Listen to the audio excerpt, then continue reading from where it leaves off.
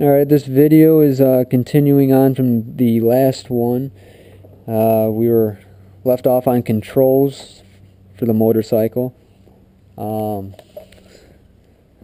I'm going to go over here so I can show you better. Alright, primary controls are your throttle, which is right here.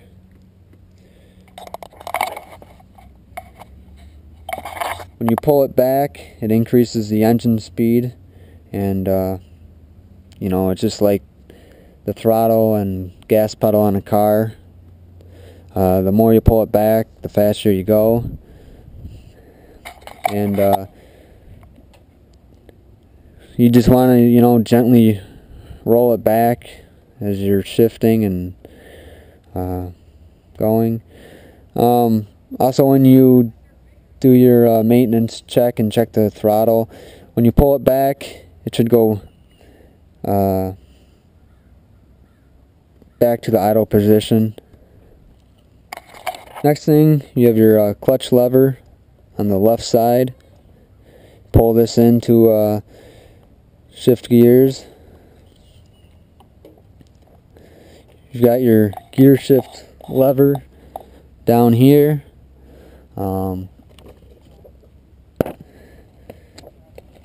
My bike is a 6-speed.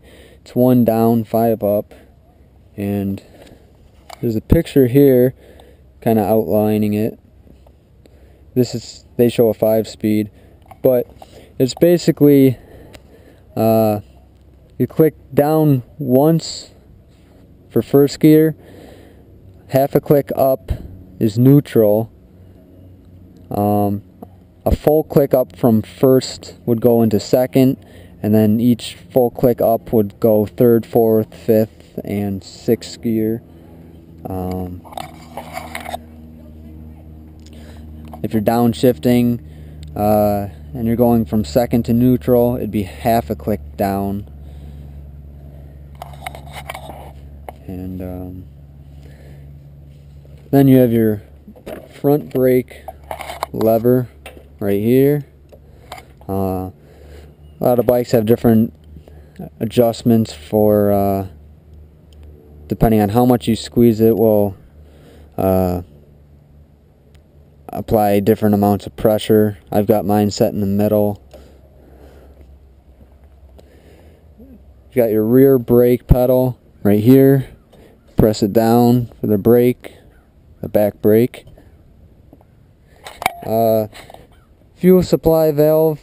My bike is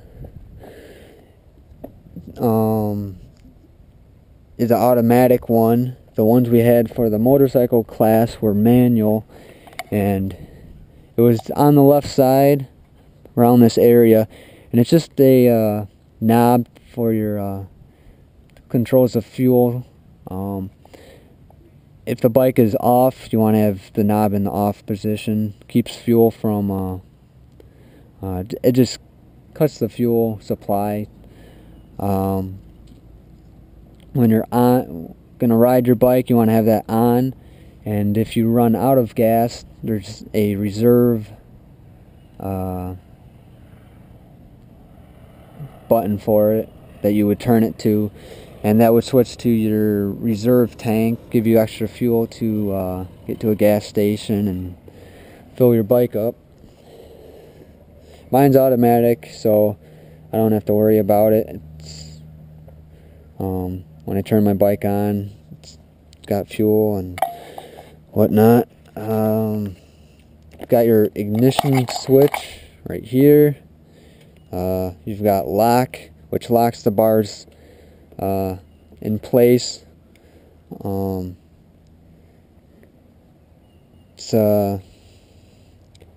Keeps people from kind of moving your bike around, and also keeps the bars in one condition in the same spot.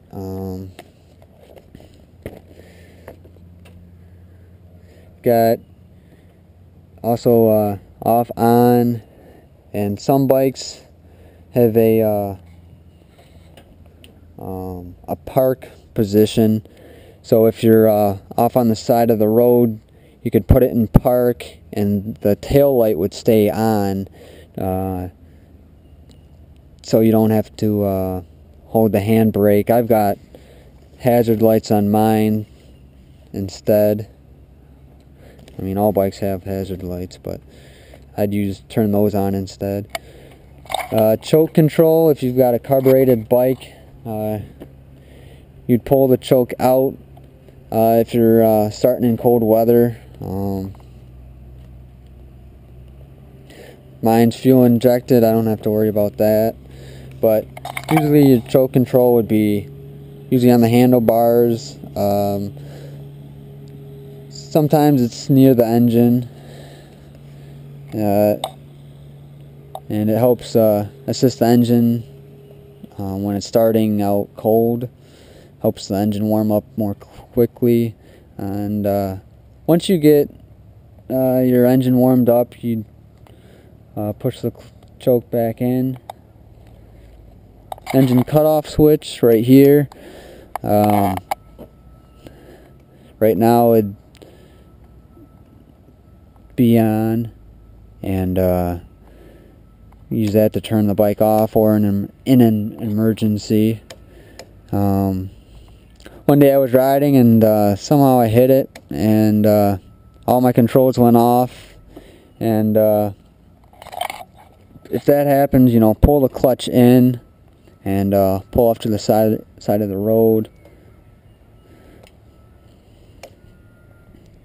You got your turn signal switch right here, left, right, and a lot of bikes, if you say you're going left, you click it left, it'll stay blinking until you push back in. It doesn't cancel out like a car would when you turn. Some motorcycles do have that feature. Mine doesn't. So once you complete your turn, or you're merging into another lane, make sure it's off, as to not confuse other drivers. It can also be safer for you, so if you know, it's not confusing the drivers and want to turn where you're going. You got your high and low beam switch, low beam, high beam, and you got the horn button right below the turn signals. Your starter button. This is your speedometer and tachometer.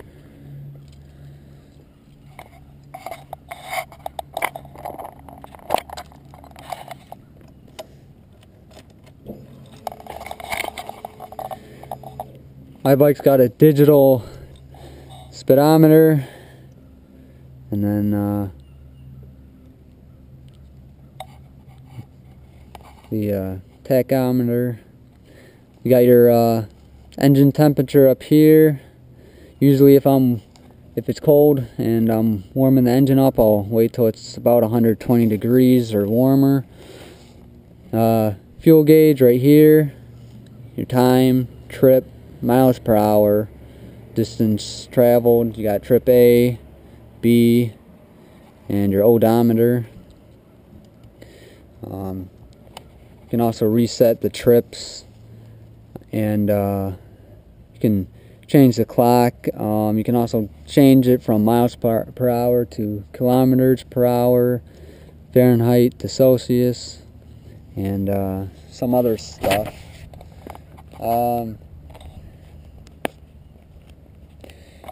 Indicator lights.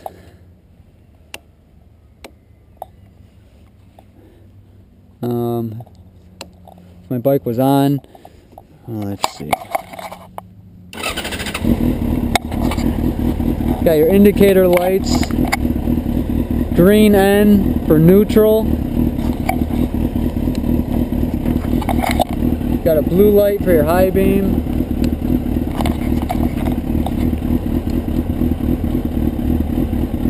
left and right. Got your warning lights, hazard lights. There's also indicators for low oil,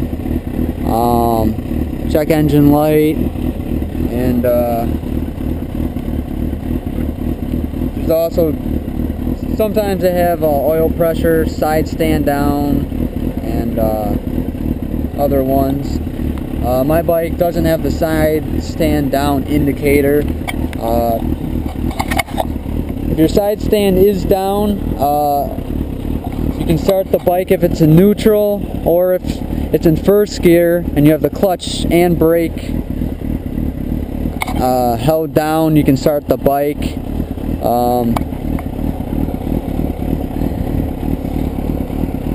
If it's in first gear and you start moving forward with the kickstand down, the side stand down, it will stall the bike as a safety feature. That way you're not riding around with the kickstand down.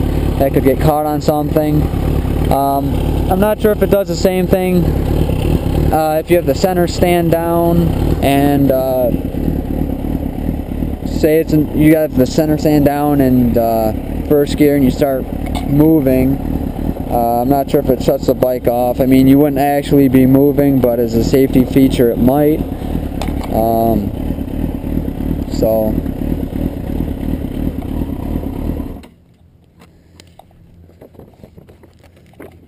that's the controls.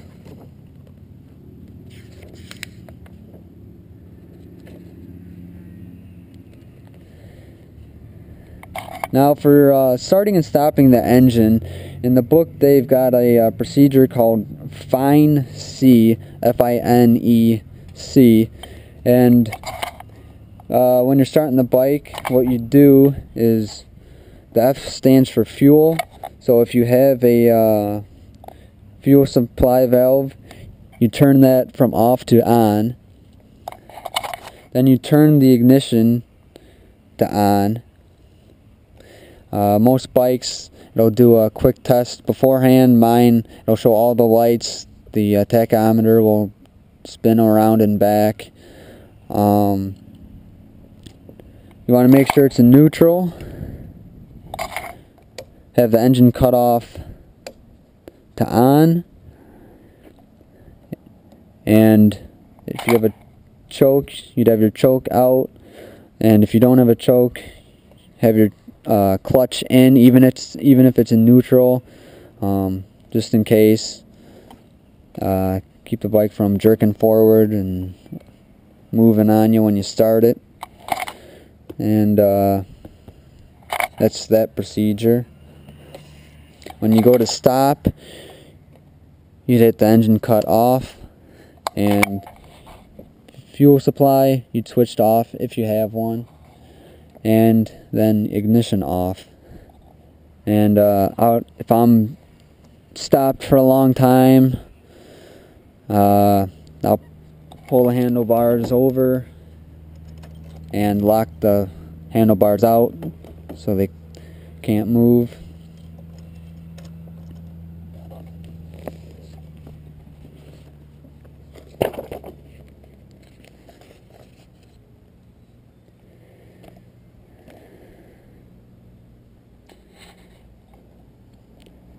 Next thing they got is the friction zone. I did a video on that, so I'll just go over that briefly. The friction zone is basically the zone where when you're letting out the clutch, it engages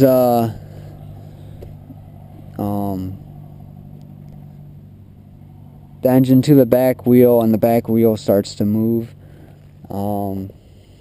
So in my other video, you get used to using the friction zone and where that point is.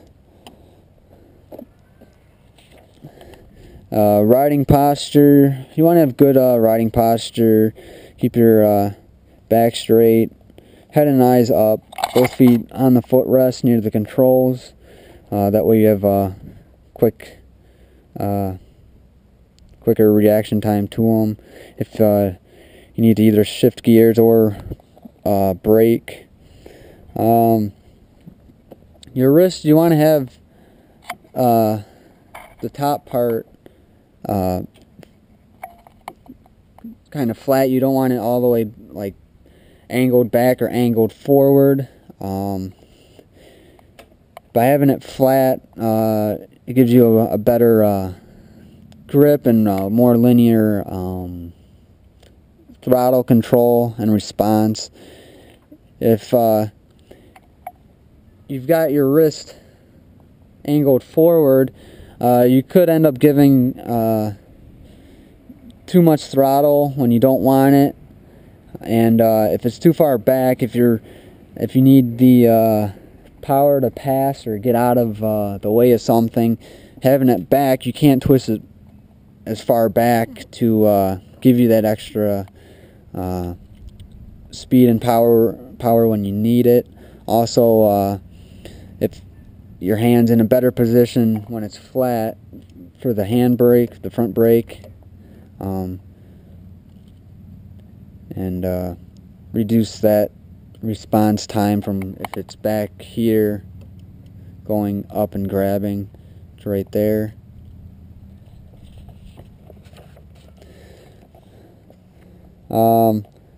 Let's see.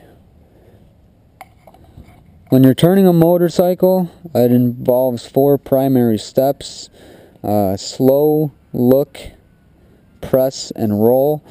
And they go over that a lot in the motorcycle class. And when you're entering a turn, you want to slow down, reduce the speed before entering the turn.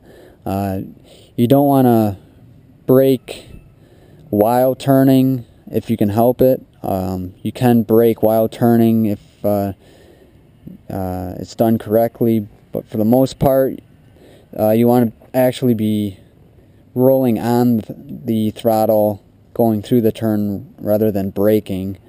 And so you're going to slow down, reduce the speed before the turn. If you need to downshift to a lower gear, you downshift before the turn as well. You'll look and search through the turn. Keep your eyes up and to where you want to go. You want to look at the different characteristics of the road, such as the sharpness of the turn, what type of material the road is, asphalt, concrete. Look for any loose gravel, potholes, anything else in the way. Next, you want to press, which is you're going to press on the bar depending on which way you're going. If you're going right, you're going to press on the right side. You're going to press down. You don't have to press that hard. And it's going to initiate the motorcycle lean. And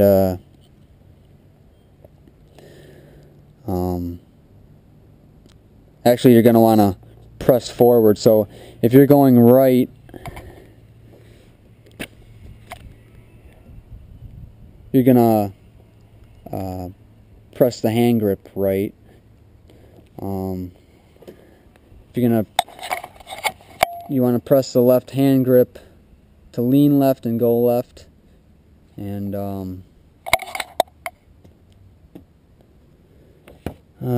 let's see. Roll on the throttle to keep you from losing speed. You want to, just ease on the throttle as you're going.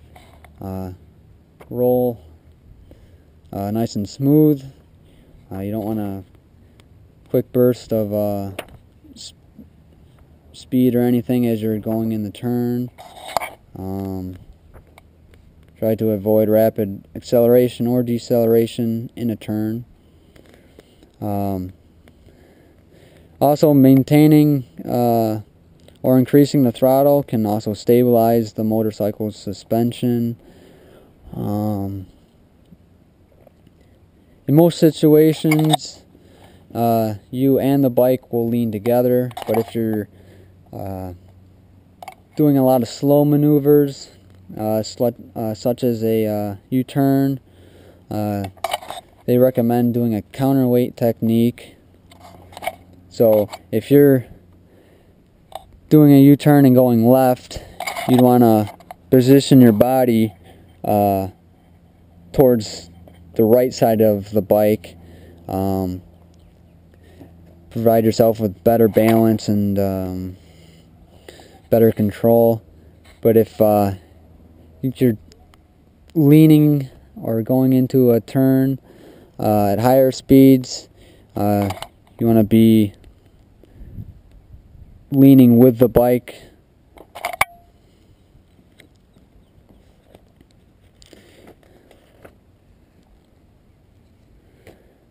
Next thing would be shifting. I also did another video on shifting, so I'll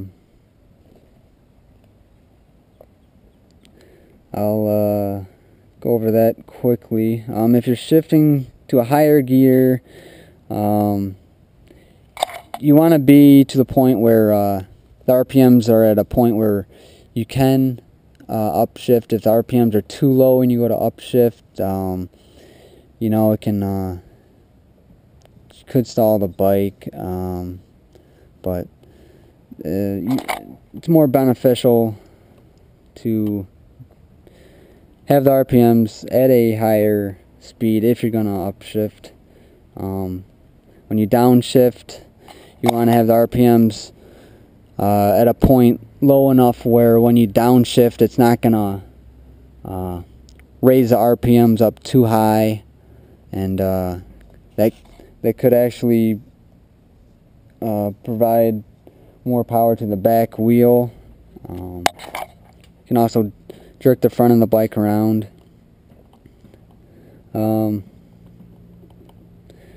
So when you're going to shift, you're just going to roll off the throttle as you're squeezing the clutch.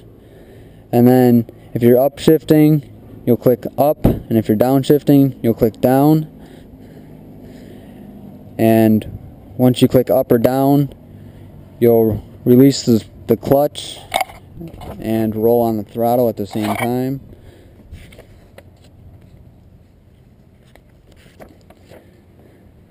And next thing would be braking. If you only use your rear brake, that'll have the longest stopping distance. Front brake only, next shortest stopping distance, and both brakes have the shortest stopping distance. You always want to use both brakes at the same time. It gets you in the habit of using both brakes, so if you have to stop quickly, you're not just using only the front brake or too much of the front brake. Same with the rear. Some instances you may only want to use just the front or just the rear, or more of one and less of the other. But that gets covered later in this book, so I'll go over that when I get to it. And that'll be this video. Next video, I'll start on some other stuff in this book, and I'll try and keep this interesting. I know it's probably kind of boring going through telling you what's already in a book, but you know, some might find it informative and helpful. So if you haven't ridden before, hopefully this helps you out. And I'll see you in the next video.